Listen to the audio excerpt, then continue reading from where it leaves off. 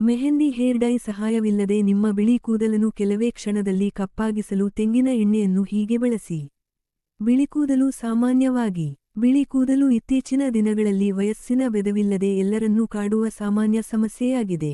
ನೈಸರ್ಗಿಕ ಕಪ್ಪು ಬಿಳಿ ಕೂದಲನ್ನು ಕಪ್ಪಾಗಿಸಲು ಹಲವಾರು ವಿಧಾನಗಳಿವೆ. ನೈಸರ್ಗಿಕವಾಗಿ ನಿಮ್ಮ ಕೂದಲನ್ನು ಬಿಳಿಯಾಗಿಸುವುದು ಉತ್ತಮ. ಮೆಹಂದಿ ಬಿಳಿ ಕೂದಲನ್ನು ಕಪ್ಪಾಗಿಸಲು ಮೆಹಂದಿ ಹಾಗೂ ಹೇರ್ ಡೈಗಳನ್ನು ಬಳಸಲಾಗುತ್ತದೆ, ಆದರೆ ಇವು ನಿಮ್ಮ ಕೂದಲನ್ನು ಬುಡದಿಂದ ಕಪ್ಪಾಗಿಸುವುದಿಲ್ಲ. ಬಿಳಿ ಕೂದಲು ನಿಮ್ಮ ಬಿಳಿ ಕೂದಲಿನ ಸಮಸ್ಯೆಯಿಂದ ಮುಕ್ತಿ ಪಡೆಯಬೇಕು ಎಂದರೆ ನೀವು ಬುಡದಿಂದಲೇ ಕೂದಲನ್ನು ಕಪ್ಪಾಗಿಸಬೇಕು.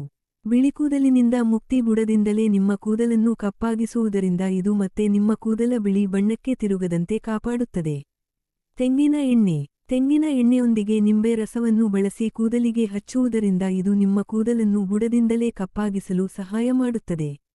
ನೆಲ್ಲಿಕಾಯಿ ತೆಂಗಿನ ಎಣ್ಣೆಯ ಜೊತೆಗೆ ನೆಲ್ಲಿಕಾಯಿ ಪುಡಿಯನ್ನು ಬೆರೆಸಿ ಹಚ್ಚುವುದರಿಂದ ಇದು ನಿಮ್ಮ ಕೂದಲನ್ನು ಕಪ್ಪಾಗಿಸಲು ಸಹಾಯ ಮಾಡುತ್ತದೆ.